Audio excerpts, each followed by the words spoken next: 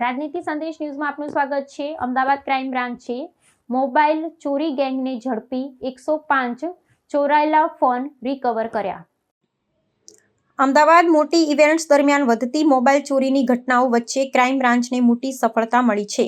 શહેરમાંથી સક્રિય એક સુવ્યવસ્થિત મોબાઈલ ચોરી કરતી ગેંગનો પર્દાફાશ કરવામાં આવ્યો છે, જેમાંથી ચાંદખેડા વિસ્તારમાંથી 4 આરોપીઓને ઝડપવામાં આવ્યા છે। આ ગેંગ દ્વારા અત્યાર સુધીમાં 400થી વધુ મોબાઈલ ચોરી કર્યા હોવાની માહિતી સામે આવી છે, જેમાંથી 105 ફોન પોલીસે રિકવર કર્યા છે। આ સમગ્ર કાવતરામાં મુખ્ય સૂત્રધાર તરીકે રણજીતસિંહ તોમરનું નામ સામે આવ્યું છે, જે ચોરીના મોબાઈલ ખરીદી અને અન્ય રાજ્યોમાં વેચાણ કરતો હતો। પોલીસે જણાવ્યું છે કે આ કેસ સાથે સંકળાયેલી લગભગ 100 એફઆઈઆરમાંથી 16 ગુનાઓ ડિટેક્ટ કરવામાં આવ્યા છે અને 13,28,000 રૂપિયાનો મુદ્દામાલ જપ્ત થયો છે।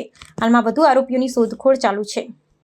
ઘણા સમયથી અમદાવાદ શહેર વિસ્તારમાં જ્યાં મેળાવડા થતા હોય, લોકો ભેગા થતા હોય, ઇવન આપણે ક્રિકેટ મેચ દરમિયાન મોટી સંખ્યામાં લોકો મેચ જોવા આવતા હોય, ધાર્મિક જે તહેવારો છે ત્યારે પણ મોટી સંખ્યામાં લોકો મંદિરો અને અન્ય સભા સરઘસમાં જ્યારે એકઠા થતા હોય છે, ત્યારે ત્યાં મોબાઈલ ચોરીની ઘણી બધી ફરિયાદ જોવા મળતી હતી અને આ અનુસંધાને ક્રાઇમ બ્રાન્ચની ટીમ ઘણા સમયથી કામે લાગેલી હતી અને અલગ અલગ પ્રકારે છૂટક નાની સંખ્યામાં, એટલે કે 2, 3, 4, 5 એ રીતે અથવા તો CR પોર્ટલ મારફતે આ પ્રકારે મોબાઈલ ફોનની રિકવરી થતી હતી। પણ આ જે કામગીરી શરૂ હતી છેલ્લા ઘણા સમયથી, એમાં એક સારી સફળતા મળી છે।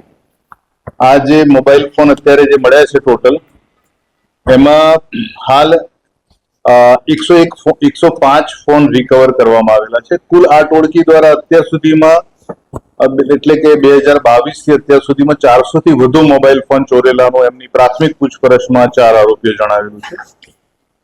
આ જે પકડાયેલા આરોપી જે છે એ રણજીતસિંહ તોમર, મહેશ દંતાણી, હર્ષદ મારુ અને સુમન દંતાણી, આ 4 લોકો છે। આ લોકોની જે મોડસ ઓપરેન્ડી છે મોબાઈલ ચોરવાની, એ હતી કે જ્યાં મોટી સંખ્યામાં લોકો એકત્ર થયા હોય અને બેધ્યાન હોય ત્યારે આ લોકોનો ફોન ચોરી લેતા હતા અને ફોનની ચોરી કર્યા બાદ એ તુરંત જ એને બજારમાં વેચતા નહોતા અને પોતાની પાસે રાખતા હતા।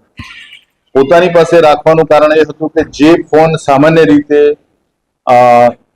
જેના પાસવર્ડ હોય છે ફોન ખોલવાના, એનો જે પાસકી એમની પાસે જો મળી જાય અથવા તો એમના જે સહજ જે પ્રયોગો અથવા તો બહુ હાઈ એન્ડ ફોન ન હોય અને એને ખોલવાની જે પદ્ધતિ છે પ્રમાણે ખુલી જાય તો એ લોકો ખોલી અને એને વેચતા હતા। જે મોંઘા ફોન અને ખોલી નહોતા શકતા જે ફોન, એને લોકો ડિસમેન્ટલ કરી અને એના સ્પેર પાર્ટ અલગ અલગ જગ્યાએ એ લોકો વેચી દેતા હતા અને આ પ્રકારની એમની પ્રવૃત્તિ બહુ ઘણા સમયથી ચાલુ રહેલી હતી। આ 4 વ્યક્તિઓ ચાંદખેડા વિસ્તારમાં અરણ્ય જે રેસ્ટોરન્ટ છે એના પાછળના ભાગમાં હતા, ત્યાંથી આ લોકો પકડાયેલા છે।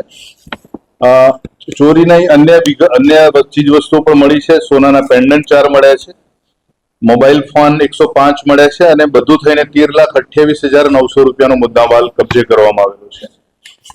આ જે કુલ આ 4 જણને પકડવાથી એમની પ્રાથમિક પૂછપરછ અને મળી આવેલ જે મુદ્દામાલ જે છે મોબાઈલ ફોન અને સોનાના ઘરેણા, એમ મળી કુલ અમદાવાદ શહેરના 16 પોલીસ સ્ટેશનના ગુનાઓનો એટલે ઉકેલાયા છે, ડિટેક્શન થયું છે।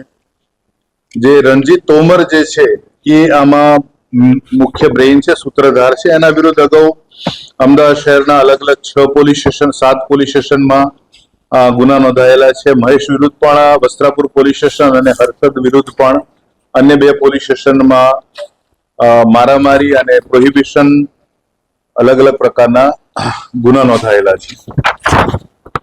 રણજીત તોમરનું જે મુખ્ય કામ છે આ ટોળકીના દ્વારા જે પણ મોબાઈલ ફોન ચોરવામાં આવતા હતા એ એની પાસે રાખતો હતો।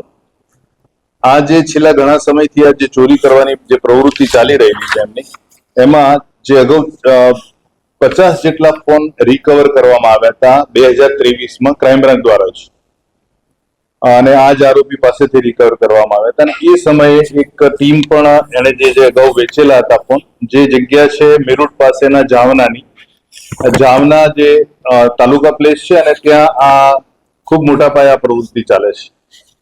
એટલે અહીંયાથી જે ફોન ખુલતા નથી એ ફોન ત્યાં મોકલવામાં આવે છે, સ્પેર પાર્ટ પણ મોકલવામાં આવે છે અને અત્યાર સુધીમાં જે ફોન પહેલા પકડાયા હતા ને એ અગાઉ પણ લગભગ આજે એનું જે 400 ફોનનું અગર આપણે અત્યારના મળી આવેલા જે ફોન છે એનું થોડું જોઈએ તો 105 ફોન હાલ કબજે કરવામાં આવેલા છે. 60 અગાઉ ફોન જે જાવના ખાતે મોકલેલા છે અને 40 ફોન OLX ના જે પ્લેટફોર્મ છે એના ઉપર વેચેલા છે. બાકીના જે ફોન છે એના સ્પેર પાર્ટ ખોલીને એમણે લોકલ બજારમાં અને બીજે જ્યાં પણ જરૂરિયાત હોય ત્યાં વેચેલા છે. આજે મુખ્ય જવાના જે પ્લેસ છે જાવના, એ એવું કહી શકાય કે એ નવું જામતોરા છે મોબાઈલ ફોન માટે. જાવનામાં આ પ્રકારના ચોરાયેલા મોબાઈલ ફોન લેનારા ત્યાં બહુ મોટી ટોળકીઓ કામ કરી રહેલી છે અને એ ટોળકીઓ જે પ્રકારના જે ગુનાહિત કામો થતા હોય છે અને એ લોકોને ચોરાયેલા ફોનની જરૂર મતલબ એ લોકો ઉપયોગમાં લેતા હોય છે જેથી ફોનના માધ્યમથી છેક મૂળ આરોપી સુધી પહોંચી ન શકાય. હાલ અત્યારે આ લોકોની જે અલગ અલગ પોલીસ સ્ટેશનમાં જે ગુના નોંધવામાં આવેલા છે ત્યાં મોકલવામાં આવશે. આરોપી વિરુદ્ધ એક અલગ ફરિયાદ પણ નોંધવામાં આવનાર છે અને જેના આધારે આ જવાનામાં ચાલી રહેલા આખા જે પ્રવૃત્તિ છે ગેરકાયદેસર એ અંગે પણ કાર્યવાહી હાથ ધરવામાં આવનાર છે.